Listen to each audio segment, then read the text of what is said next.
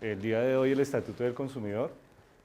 Sé que en particular ustedes tienen interés en el comercio electrónico, entonces pues nos centraremos en ese tema.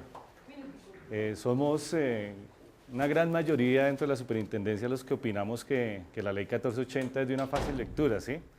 Entonces venir aquí, mostrarles el artículo y mostrarles las obligaciones, pues me parece que no optimiza lo que se quiere, ¿sí? Entonces eso se los voy a dejar a ustedes para que a través de Google o en una entidad pública la consulten. El Estatuto del Consumidor no es tan nuevo, ya está presente desde el año 2011, entró en vigencia en abril del 2012, así que ya llevamos cierto tiempo trabajando con él en la superintendencia. Si alguna denominación, si se quiere, común se le puede dar a este estatuto, bueno, empezando por decir que es un estatuto en la medida que allí ustedes encuentran derechos, obligaciones y deberes, pero también encuentran una serie de normas procesales, entre otras cosas, pues podríamos decir que es un monumento a la información.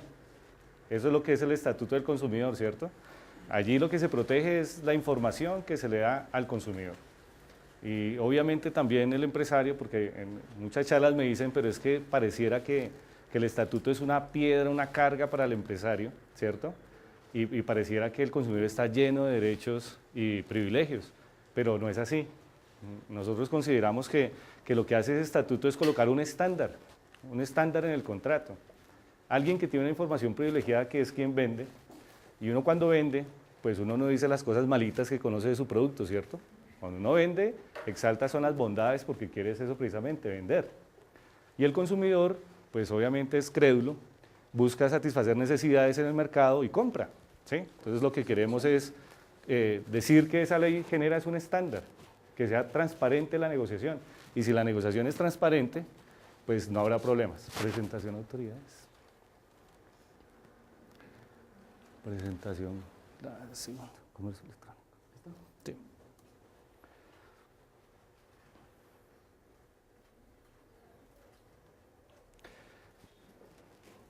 Bueno, y entonces en ese proceso de sensibilización, lo primero que uno tendría que recordar acá es una frase que sucedió hace más de 40 años en el Congreso de Estados Unidos, cuando el presidente John F. Kennedy les dice: señores y señoras, les tengo noticias, todos somos consumidores. Y el derecho de consumo sucede desde el estrato más alto que ustedes conozcan hasta el estrato más inferior. Y todos tienen derechos, independientemente de lo que adquieren, ¿verdad? Sea que yo sea empresario o no, o sea que sea estudiante, sea que trabaje en la Cámara de Comercio, lo que sea, siempre soy consumidor. Aquí donde estamos consumiendo, ¿cierto? Servicios públicos, agua, luz, alimentos, tecnología, todo el tiempo consumimos. Y también muchos dicen que esas necesidades son infinitas. Tanto así que nosotros ya cambiamos nuestros productos no solo porque los necesitamos, sino además para mejorarlos. Si usted tiene un auto que le sirve, usted siempre quiere comprar un carrito mejor, ¿cierto? Las cosas ya no se cambian por necesidad, sino para generar ciertos lujos, ya no satisfacer necesidades básicas, sino acceder a cosas que de alguna manera nos hacen visibles en nuestro contorno social. Entonces, eso para decir que si todos somos consumidores, pues sintámonos así, ¿cierto? A veces dentro de las reglas de juego yo me siento como empresario, a veces me siento como consumidor. Y eso para decir que tratemos a nuestros consumidores como nos gustaría que nos traten a nosotros, ¿verdad? Con la total honestidad, con la total transparencia, que sé que es así. Nosotros en la superintendencia entendemos que a veces suceden cosas en un flujo comercial, ¿cierto? Porque cuando yo atiendo 1.000, 2.000, 3.000 pedidos, pues es lógico que entre esos 3.000 un porcentaje, que pensamos ojalá sea mínimo, pues presente ciertas inconformidades. Se acabó el producto no es lo que el consumidor esperaba y otras cosas que suceden. Pero si ustedes ven, esos son accidentes, no pueden ser la generalidad. Entonces en la superintendencia decimos debemos es perseguir, ¿cierto? Con el verbo perseguir, a aquellos que no hacen las cosas bien es porque no quieren hacerlas bien, ¿cierto? Porque eso hace que los que sí hacen las cosas bien quieran hacerlas siempre bien y mejor. Y el que no las hace bien, pues o sea conducta, porque el no hacer las cosas bien genera ciertas cargas. En la ley 1480 de 2011 dijimos que si alguna definición merece es que es un monumento a la información, pero no se aplica en todos los casos. Para que el estatuto pueda ser aplicado, se requiere que exista una relación de consumo, ¿cierto? Y esa relación de consumo sucede cuando existe en la cadena los tres agentes que ustedes ven ahí, el productor, el proveedor y el consumidor final. Cuando no hay productor, pues no hay relación de consumo. Cuando no hay proveedor, pues tampoco. Y si no hay consumidor, pues menos, ¿sí? Para el caso del comercio electrónico, diría uno, ¿y allá hay relación de consumo? ¿Ustedes qué piensan? ¿Cierto? Parecería en principio que sí, pero uno diría, depende. Y ese depende del consumidor final. Para mí no hay duda que quien está vendiendo y ofertando el producto a través de un comercio electrónico, bueno, después hablamos que el comercio electrónico no es simplemente una venta electrónica. Hay muchas cosas que rodean por eso que se llama comercio electrónico, si no sería venta electrónica, compra-venta electrónica. Es el consumidor final, porque qué tal se le esté vendiendo a una empresa, ¿cierto?, un producto y él no tenga las veces de consumidor, sino de distribuidor. Piensen ustedes en un distribuidor mayorista, un distribuidor minorista, ¿cierto? Y ese distribuidor minorista compra a través de productos, a través de medios electrónicos. Si ese señor minorista tiene problemas con esos productos, ¿podría acudir a la superintendencia para que se arregle su cuestión? Entonces uno diría, no, tiene derechos, claro. Si lo engañaron con el producto o el producto le salió defectuoso, pues tiene derecho a reclamar. Pero ante la superintendencia, entonces uno diría, no, porque no hay relación de consumo. Sencillo, ¿verdad? Así es. ¿Qué pasó? Después de que nosotros tenemos una definición de consumidor final, ¿qué es esta? Que es toda persona natural o jurídica, destinatario final, natural o jurídica, es decir, que yo le puedo vender a empresas, ¿no? Ojo con eso. Adquiera, disfrute, utilice un determinado producto, cualquiera que sea su naturaleza, para la satisfacción de una necesidad propia, privada, familiar, doméstica y empresarial, cuando no esté ligada intrínsecamente a su actividad económica. Y eso fue lo que se dijo. Entonces, digamos la definición formal de consumidor. Pero entonces sucedió una tutela a raíz de una decisión de la Superintendencia de Industria y Comercio. Un señor que sale jubilado, afortunadamente ya muchos no veremos eso por acá, y entonces decide invertir y se compra dos o tres taxis, y ese empieza a ser su fuente de ingreso. Lamentablemente esos productos salieron con problemas, ¿cierto? Y no los pudo utilizar como quería, se la pasaba gran parte en el taller y acudió a la superintendencia. Entonces la superintendencia le dijo, bajo esta definición, y en el antiguo decreto sucedía lo mismo, que él no era consumidor.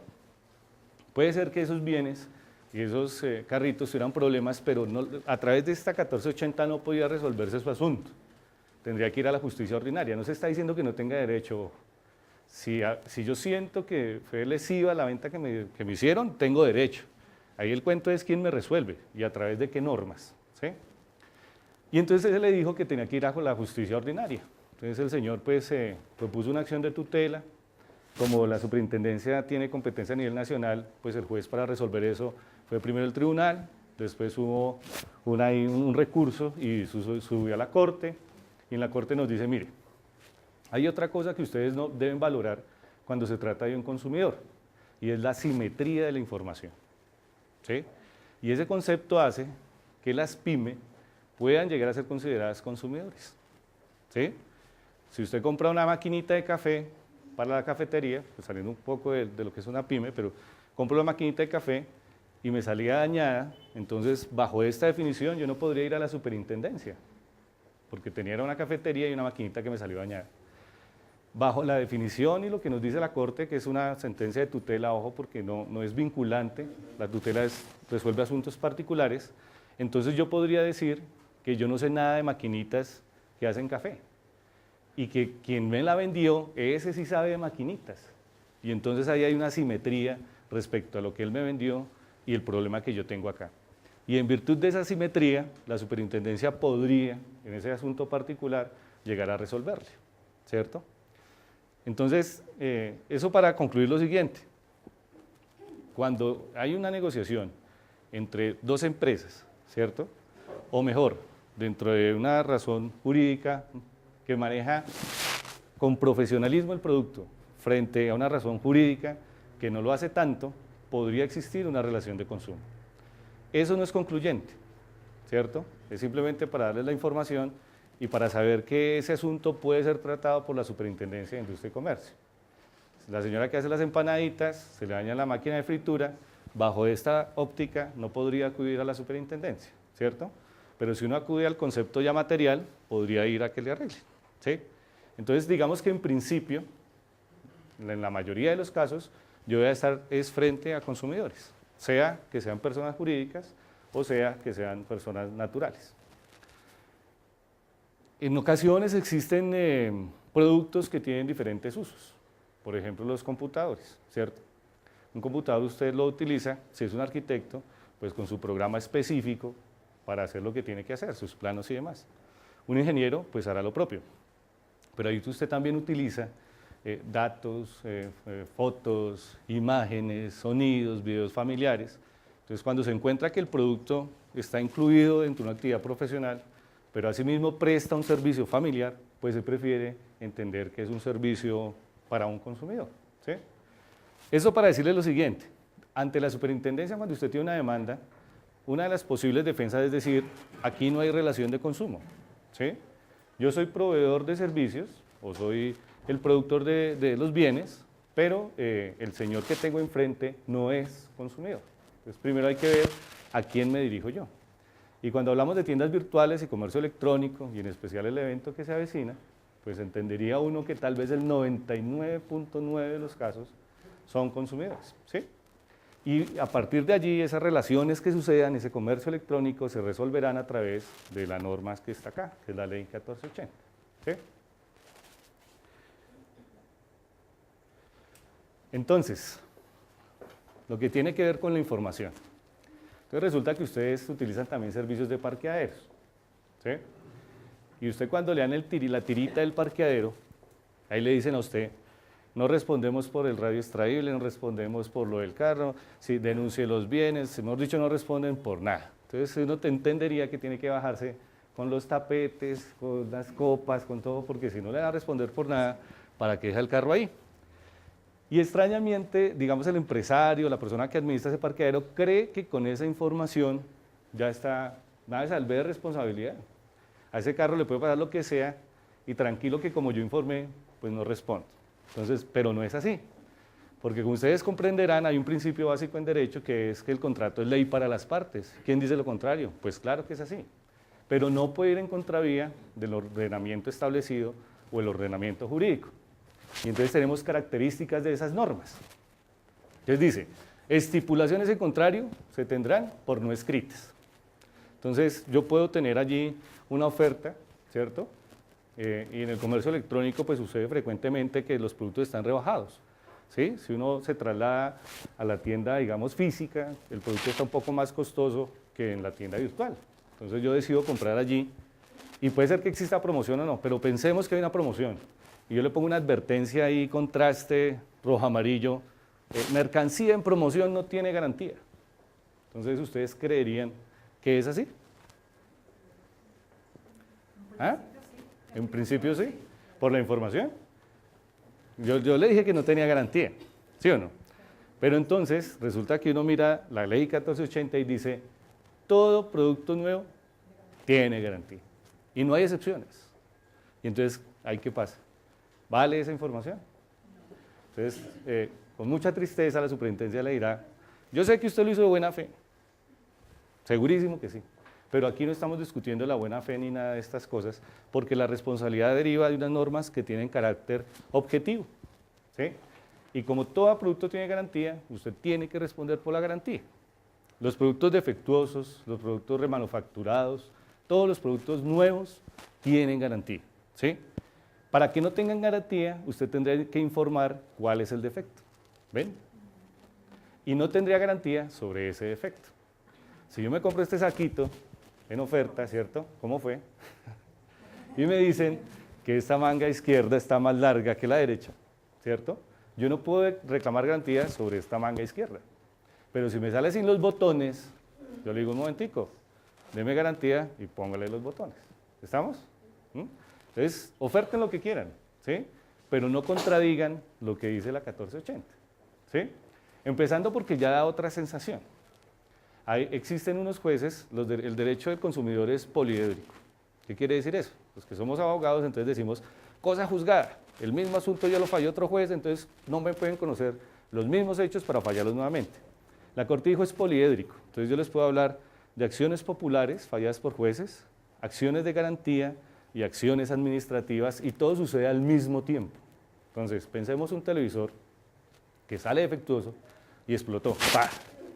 Y al explotar causa lesiones a alguien. Entonces usted se puede ver visto en lo siguiente: la acción de garantía que dice que tiene que devolver la plata, ¿sí o no? La acción administrativa, que si no es solamente ese televisor, sino son muchos, es cierre, establecimiento y multa, ¿sí o no? Y la decisión de un juez por una acción popular ordenándole una sentencia de hacer, cámbiele todos los televisores o notifique todos los consumidores, ¿no? Lo que se le ocurra al juez. Y las tres cosas las tendrá que cumplir, ¿ve? Entonces, por eso es la situación de la información. No sabemos el consumidor dónde vaya a acudir. Puede acudir a la superintendencia, puede acudir ante un juez, puede solicitar la garantía, puede iniciarse una actividad administrativa, ¿sí? Cuando suceden esa clase de eventos, en mi experiencia, pues lo que uno ve es que el consumidor acude es cuando no es bien tratado en un servicio postventa, ¿ve? O sea, todo sucede dentro de un marco, digamos, de información. Hay un consumidor insatisfecho, va, pero no recibe la atención adecuada. Y ahí me devuelvo un poquito de lo que estábamos hablando, y es, por eso se llama comercio electrónico, no venta electrónica, ¿cierto? Porque si fuera una venta, entonces uno diría la denominación del Código Civil. ¿Cuándo hay compraventa? Cuando hay acuerdo entre precio y cosa. No, pero aquí sucede diferente. Si ustedes miran las normas del Estatuto en especial al comercio electrónico, ahí ustedes tienen que informar absolutamente de todo, ¿sí? Claramente quién es el que vende, claramente sobre el producto, la escala utilizada, los modos de uso, manufacturas, o sea, la información es completísima, ¿cierto? No inducir en error sobre el contrato, el precio tiene que estar completo, informar sobre la posibilidad de retracto, o sea, la información es completa. Pero nada sirve si yo hago eso y cuando va un consumidor a ejercer su derecho de retracto, le digo, conmigo nadie se retracta, porque yo soy yo. Y esa no es, seguramente ese consumidor, así sea que sea un artículo económico, yo he recibido cartas donde dicen, y no me interesa que me vuelvan el dinero, eso ya no me interesa. Entonces, porque uno a veces cuando lee la cartica dice, es un asunto de garantía. Y nosotros en la superintendencia tenemos un juez, ¿verdad? Tenemos facultades administrativas y un juez que resuelve la garantía del caso particular. Cuando leemos la cartica y como no hay casos iguales contra el mismo empresario, pues se lo llevamos al juez. Y entonces el señor Ray, con derecho de petición, dice, es que yo no estoy pidiendo que me devuelvan los 30.000 pesos. Lo que estoy diciendo es que vaya a ese lugar, hágale la visita y mire cómo están ejerciendo el comercio allá. Pues con unas palabras menos técnicas. Y entonces yo lo que quiero es que lo multen y que lo cierren. ¿Qué hacemos con esa clase de carticas? Pues entonces nos toca hacer un requerimiento administrativo ya al establecimiento, porque por petición del mismo ciudadano, él ya está diciendo, yo no quiero garantía sobre el producto, yo lo que quiero es otra cosa, ¿sí? Y ahí termino con algo que sucedió que me parece que da a entender mucho la indisposición que genera en el consumidor. Entonces, teníamos una grande superficie que decía, lunes, solo por hoy, 9 de la mañana, televisor no sé qué, 400.000 pesos, y una pantallota así, todo. Usted un lunes corriendo con los pelados, yendo al trabajo, pues ve semejante precio, pues usted se fue a comprar su televisor. Y el señor llega ya a las 9 de la mañana, 9:05, quiero el televisor, y dice, no, es que se nos agotaron las existencias. Es claro, el señor no se fue al trabajo, sino inmediatamente se fue a la superintendencia. Entonces la superintendencia dijo, señores, grande superficie, demuéstreme usted que aquí usted dice que tiene 500 unidades que va a nivel nacional, demuéstreme que usted a las 9:05 ya no tenía una sola unidad. No, es que fue un error de la persona que atendió al señor, porque le dio una indebida información. La información correcta es que no habían llegado los televisores, que van a llegar, debió haberle tomado el nombre al señor y informarle cuando llegara el televisor.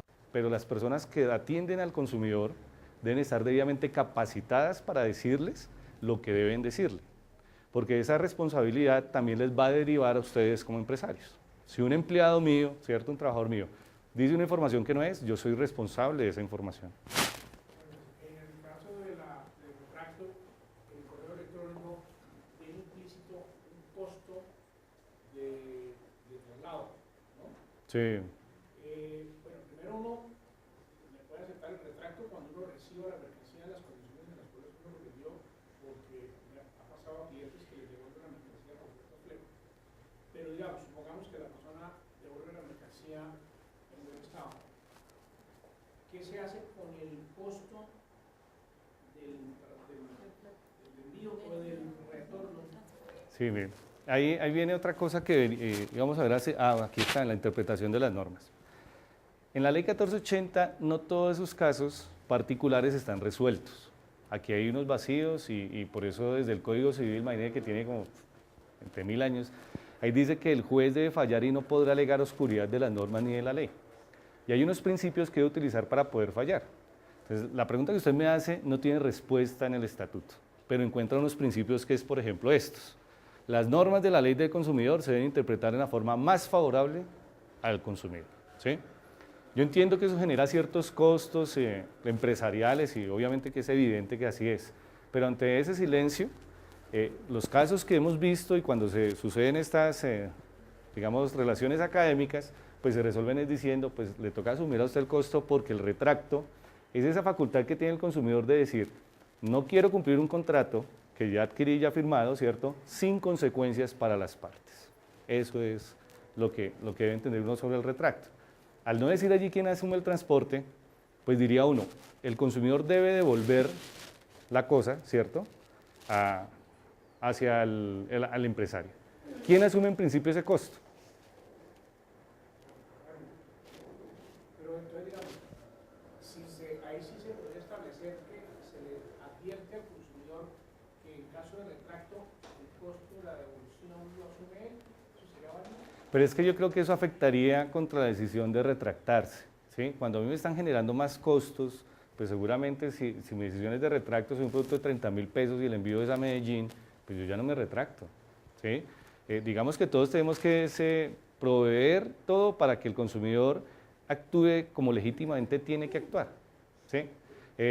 Yo le digo, yo entiendo, o sea, créame que uno no es lejano a esas circunstancias. He conocido retractos donde el consumidor lo envía a su cuenta, pues lo paga, ¿sí? Devolvió el retracto. Ahí ya no hay discusión, o sea, ejerció su derecho de retracto y devolvió el producto, ¿sí? Ahí lo que uno pensaría es que de pronto quien maneja esa clase de envíos haga de pronto unas consideraciones especiales en sus contratos de mensajería, ¿sí? O sea, llegar a unas negociaciones que permitan bajar a esos costos y esperar, no sé, de pronto unos pronunciamientos de la superintendencia en sentido diferente, ¿sí? Que la superintendencia nos diga, mire, en el momento de ejercerse el retracto y devolverse el producto, quien asume esos costos es el consumidor, o que salga un decreto reglamentario en ese sentido, ¿sí? Porque la industria también hay que protegerla. Pero en principio, yo creo que esa es la respuesta que le puedo brindar. Pero usted está dando una pista, me dice que la persona tiene que devolver el producto en el sitio en que lo compró. Sí. Ya, entonces yo lo que tengo que hacer es vender en mi bodega y luego en mi bodega, que yo se lo mande es un servicio extra que yo estoy prestando. Claro, es que mire que inclusive para las garantías y el transporte, ¿cierto?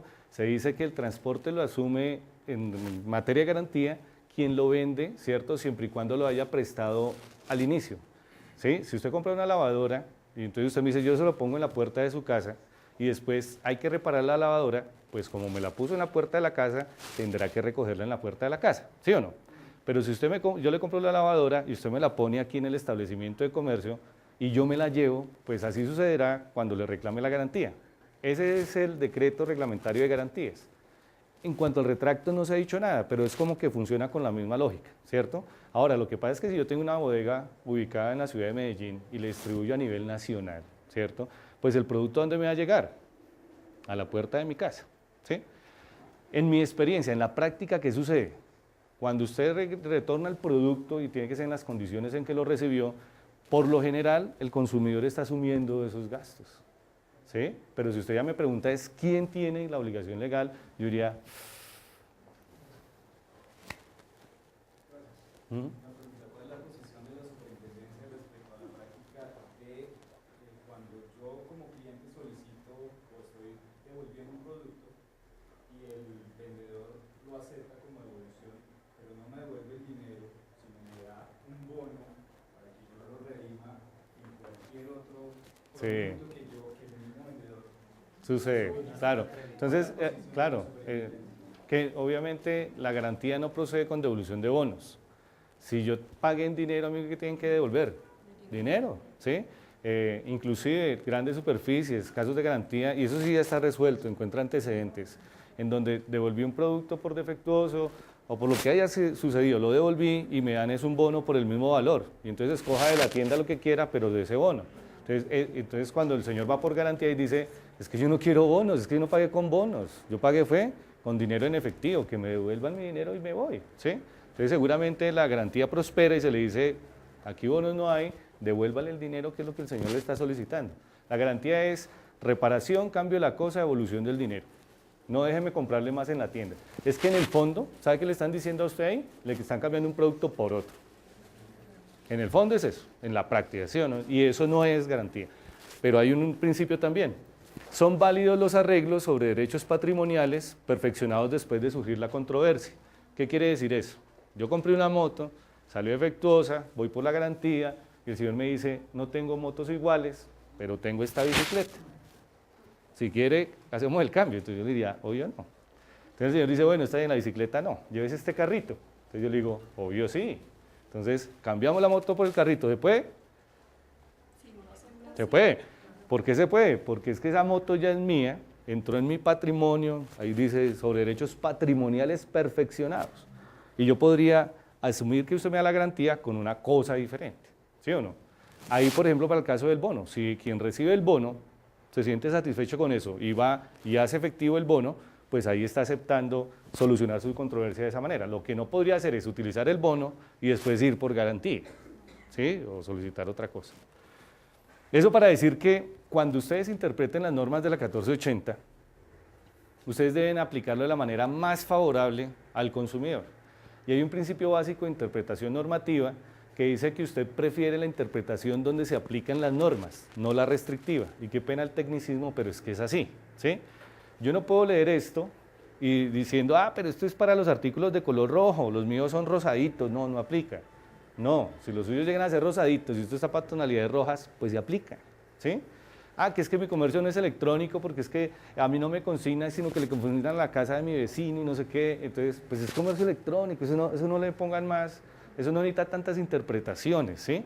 Y si ustedes tienen dudas, pues cumplan la norma, sencillo, se evitan problemas y mejoran su estándar y pues la empresa crece, digamos, en la medida que tiene una razón social reconocida por la honestidad que presenta frente al consumidor. No estoy diciendo que sean firmas deshonestas, sino que el consumidor sí, de alguna manera, cuando ustedes están perdiendo un consumidor, no están perdiéndolo solo a él, ¿sí? Cuando un consumidor se siente lesionado, están perdiendo toda la familia que está detrás de él, inclusive amigos de él, ¿sí? O sea, no es una sola venta la que ustedes están perdiendo, sino son muchas más las que puede perder. No hay fidelidad de marca, y eso hay estudios de eso, sino que pues para qué entrar a eso, ¿sí? Y el indubio pro consumidor, en caso de duda se resolverá a favor del consumidor. En comercio electrónico sucede que ustedes deben hacer una serie de informaciones antes de terminar la transacción y enviar al día siguiente después de terminar la transacción. En especial de esas colillas, ustedes deberían guardar prueba, ¿cierto? Porque es la decisión de compra del consumidor y después de que se hace la transacción, ya el producto final como quedó la transacción hecha. Si no existe esa información, van a existir dos infracciones. La primera, a las normas expresas de la ley 1480. Y la segunda, digamos que quien vende si tiene la razón, pues no va a poder demostrarla. Y la superintendencia siquiera es que póngase en la capacidad de un funcionario, sentado en el escritorio, donde no están, él nunca vio qué fue lo que sucedió por allá. O sea, nunca estuvo en la tienda, nunca nada. Y la verdad que él tiene es la del expediente, esa es la verdad. O sea, hay tres verdades según la teoría del derecho, la del demandante, la del demandado y la del expediente. ¿Cuál se privilegia? La del expediente. Y antes de entrar a cualquier litigio uno dice indubio pro consumidor. Ante la duda, resuelve a favor del consumidor, punto. Entonces, ¿quién tiene la carga de la prueba? ¿Quién vende? El empresario.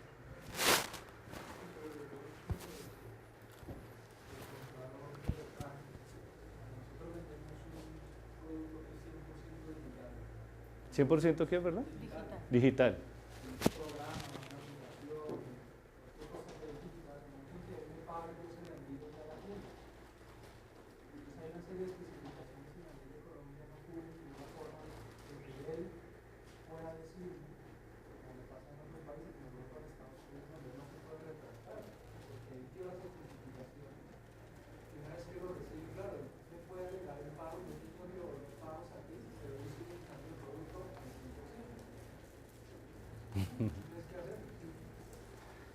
La verdad no he conocido un caso tan específico en la superintendencia. El derecho de retracto no es absoluto, ¿sí? Hay unas excepciones. Usted lo puede hacer 5 días después de suscrito un contrato o 5 días después de recibir el producto, ¿cierto? Ese producto tiene que ser no perecedero. Y hay unos que más o menos dice es que no deban utilizarse, que por su naturaleza no deban consumirse, no hayan comenzado a ejecutarse. Yo no sé si puede estar dentro de esa excepción, ¿sí? Y no puedo decirle que sea la generalidad. Lamentablemente no tengo un ejemplo concreto donde se haya asumido qué pasa con esos productos digitales en los cuales inmediatamente pago y tengo acceso a ellos y los comienzo a utilizar, ¿sí? Hay excepciones dentro del derecho de retracto. Y entiende uno, por ejemplo, uno no se puede retractar de productos alimenticios, de medicamentos, de cepillos de dientes, ¿sí? Son cosas que son lógicas, ¿sí? De usos de productos de aseo personal, es obvio cómo se va a retractar, ¿sí? Para ese caso, la verdad me genera la inquietud, pero no podría darle una respuesta concluyente, ¿sí? Creo que es de aquellos que uno tiene que entrar a resolver de manera específica, si para ellos hay retracto o no. Mi sugerencia es, discúlpeme, mi sugerencia sería es que la superintendencia tiene la obligación legal de atender consultas como esta, en 30 días, es una manera de ejercer derecho de petición. Entonces usted diría, señores superintendencia, mi producto es digital, apenas me pagan, hay una clave, acceden, lo comienzan a utilizar. ¿Usted entiende que ahí se aplica el derecho de retracto? Porque puede ser de aquellos en los que se utilizan de manera inmediata, ¿sí? Y la superintendencia tendría que darle a usted un concepto, una consulta jurídica. Yo pensaría que no, mire, si el plan va ligado y es una sola venta, ¿cierto? Usted dice, yo le doy este plan siempre y cuando me compre este teléfono, o usted hace las dos, lo entiendo es que usted hace las ventas aparte del plan.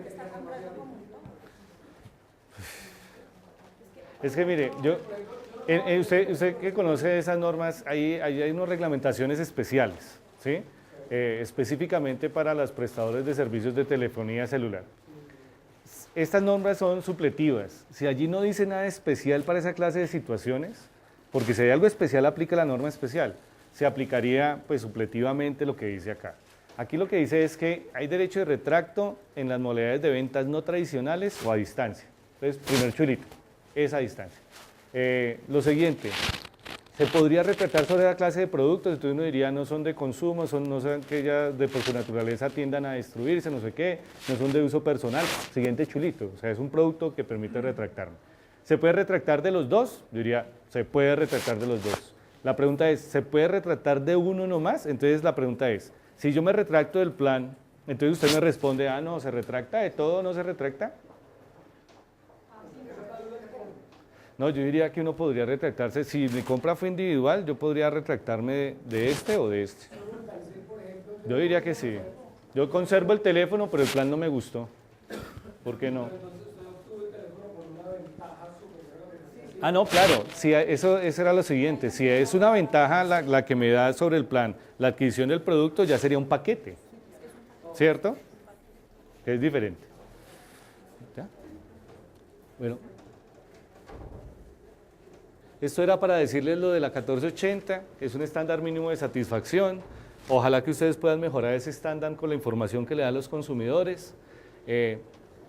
Para resumir lo que es la información del correo electrónico, deben identificarse adecuadamente, identificar el producto que se vende, informar adecuadamente al consumidor las condiciones de la transacción, precio, costos de envío, tiempo de entrega, contrato, todo muy transparente. Recordarles que la carga de la prueba la tienen ustedes más que el consumidor, que hay unas normas que favorecen esa falencia probatoria, que deben garantizar la seguridad de la transacción y que hay una posibilidad de reversión del pago y un derecho de retracto por esa específica modalidad de comercio. Esto realmente lo encuentran en la 1480, así que como les dije en principio, pues yo creo que no viene a bien utilizar el tiempo en esto. El precio. Le traje dos cositas que son importantes y que llegan mucho a la superintendencia. Cuando usted entra a una tienda virtual empieza a navegar y entonces en el primer impacto encuentra un precio, ¿sí? Y a medida que usted empieza a navegar, el precio tiende a subir, ¿sí? En algunas ocasiones. Eso pasó con Despegar, por eso a Despegar y salió en la noticia y no sé qué. El precio más bajo siempre, pero en la primera página, porque usted seguía navegando y el precio final no era el más bajo ni el más barato. Entonces, ¿qué se le dijo a ellos? Usted informa el precio completo desde un principio y hasta el final. Estrategias que ustedes pueden hacer, porque pasa mucho en los muebleros, ellos informan sin el IVA. Entonces, ¿qué hacen ahora? Separan el precio sin el IVA, más el IVA y al final dan el precio completo. No es suficiente decirle más el IVA, porque es que todos creemos que sabemos que es el 16%, pero créanme que hay mucha gente que no sabe ni cuánto es el 10%. Y hay mucha gente que, si que me permiten, ni siquiera saben sacarle el 16% a ese precio. O sea, lo que necesitan saber es que usted les dé el precio, ¿sí? Entonces, den el precio más el valor del IVA y denle en el total, o sea, ¿sí? Y si no lo quieren desagregar, pues denle el total. O sea, que yo voy a, si usted me dice que eso vale 30.000 pesos, ¿cómo va a ser posible que yo saque mi billetera y me diga, ah, no, pero es que son 32.000, pero me dijo que eran 30.000 pesos, ¿sí o no? Entonces, eso sucede también en esta clase de comercio. Y el consumidor está obligado solo a pagar el precio que aparece allí. Revisen muy bien sus precios, porque cuando el precio tiene problemas, seguramente usted tiene que asumir ese costo o esa pérdida que le genera. Si usted tiene un sofá en 9.000 pesos, pero a 90.000, pues habrán consumidores masivos que le compren a 9.000 pesos y en determinado momento usted tendría que entregar esa clase de artículos. Y la garantía. Entonces hay muchas tiendas virtuales que dicen la garantía no es conmigo, la garantía es con el proveedor, o yo respondo por la garantía los primeros 8 días, después es con el fabricante. Eso no sucede. A mí como consumidor no me interesa las relaciones ni los contratos que usted como vendedor tenga con el proveedor. Según las normas del estatuto, la garantía es solidaria y por regla general el consumidor acude a quien le vende. Entonces ustedes tendrían que atenderle la garantía y no verse ahí inmiscuidos un tema diferente. Cuando usted como consumidor va por garantía y le dicen, ah, no, es que yo solo le vendí, eso le toca a Philips, a Sony, a Icasa, no sé qué, el consumidor le dice, no señor, es que usted fue el que me vendió, usted es el que me responde y se acabó el tema. Ya ustedes mirarán internamente cómo hacen. Seguramente si ustedes tienen que responder por la garantía, ustedes pueden repetir de esos dineros que costó la garantía a quien le vendió a usted el producto, lógico, pero frente al consumidor hay responsabilidad solidaria, ¿sí? Entonces no pueden hacerle más gravosa. O sea, es que uno va a comprar y es muy fácil, pero va a reclamar la garantía y es un tormento, ¿sí? Es muy difícil, a veces, no todos los casos. Y esas son las dos cositas. Ah, bueno, portales de contacto, que es cuando usted no hace las veces de vendedor, ¿cierto? Pero tiene una plataforma en donde se acerca un consumidor y un vendedor. Ahí en ese momento para usted no hay relación de consumo. Usted no está dentro de esa relación, ¿cierto? Pero tiene la obligación de tener información de quien vende. Los sitios de ubicación, los sitios de notificación, el NIT, todas esas cositas tienen que tenerlas a pesar de ser un portal de contacto. Las decisiones relevantes, mire, si un consumidor se ve con mala fe dentro de una actuación administrativa de la superintendencia o hasta jurisdiccional, puede imponérsele multas al consumidor, ¿sí? Porque también sucede, puede usted encontrarse un hacker, una persona que haya modificado de alguna manera la plataforma que ustedes utilizaban, pues esa persona va a tendré sus sanciones. Y la SIC, también de manera preventiva, podrá de alguna manera hacer un bloqueo temporal del acceso al medio de comercio electrónico si existen indicios graves de violación a derechos de los consumidores, ¿sí? Cuando no es una falla, sino que es reiterada digamos, la infracción. Entiendo que el tiempo ya se nos agotó, ¿sí? Bueno, con muchísimo gusto. Lo que sucede es que los medios tecnológicos permiten el ingreso de muchos compradores al mismo tiempo. La norma nos dice, usted debe informar, no basta con decir, aplican condiciones y restricciones, no. Tendría usted que decir cuál es la restricción o cuál es la condición importante para comprar el producto, ¿sí? Máximo 2 unidades por cliente, por ejemplo. Entonces, cuando yo voy a comprar la tercera, no me deja, pero yo no sé el por qué no me deja, ¿sí? Entonces, tendría uno que informar esas cosas. Respecto a las promociones, siempre decir, son 5.000 unidades disponibles a nivel nacional o 3.000 unidades a nivel nacional, porque lo que se quiere con esa promoción es darle transparencia al consumidor, que no entienda él que fue que no le quisieron vender a él, sino que se agotaron las existencias. En la 1480 se dice que son 30 días posibles para la entrega, y primero viene una entrega anunciada, entonces a usted le dice que le va a entregar a 3 días o 5 días después de la transacción, pero se prevé que puede ser hasta 30 días después. ¿Cuál es el riesgo que se corre con eso? Que él reverse el pago, ¿sí? Porque cuando el día que llega que tienen que hacerme la entrega, no recibo el producto, yo puedo reversar la transacción, ¿sí? Entonces tendría usted que comunicarse con el consumidor, decirle que las unidades no están disponibles, que si quiere otro color y todo el cuento. Pero frente a la superintendencia, si eran 5.000 unidades y usted vendió 5.000, no hay ningún problema, ¿sí? Ya es un tema ahí con el consumidor. Nosotros somos una entidad de vigilancia que estamos presentes en el mercado, pero que no vigilamos a otras entidades. O sea, nosotros no vigilamos ni alcaldías, un absurdo de pronto pensar en que se vigila por la jerarquía, vigilar un ministerio o vigilar unas entidades que están apartadas como el INVIMA, no es así. Pero el INVIMA sí depende del ministerio. Entonces, si ustedes creen que hay un acto restrictivo al comercio a través del INVIMA, que son prohibidos, ¿Ustedes han escuchado lo de las basuras? Pero no, se me imagina. Entonces, ahí el cuento es que esas actividades restrictivas del comercio sí tiene quien las vigile y llegan a la superintendencia, ¿sí? No porque sea su superior jerárquico, sino porque está encargada de vigilar las restricciones al comercio en general. Si ustedes podrían empezar, digamos, haciendo una solicitud al ministerio respecto a lo que hace el INVIMA con algunos productos, pensando que sí es así, y si realmente hay una restricción, digamos, a la competencia, cosas como esta, podría llegar el asunto a la superintendencia. Insisto, no como jerarquía, una ente superior al INVIMA, sino porque para cuidar la competencia a nivel general en el país, ¿sí? Hay dos figuras diferentes. Una es el retracto y otra es la reversión del pago, ¿cierto? El retracto sucede para ventas no tradicionales, ventas de tiempo compartidos y para el caso de ustedes, ventas a distancia, ¿cierto? Ese retracto sucede, el derecho se ejecuta 5 días después a recibir el producto. Si yo no he recibido el producto, pues no me puedo retractar, ¿sí?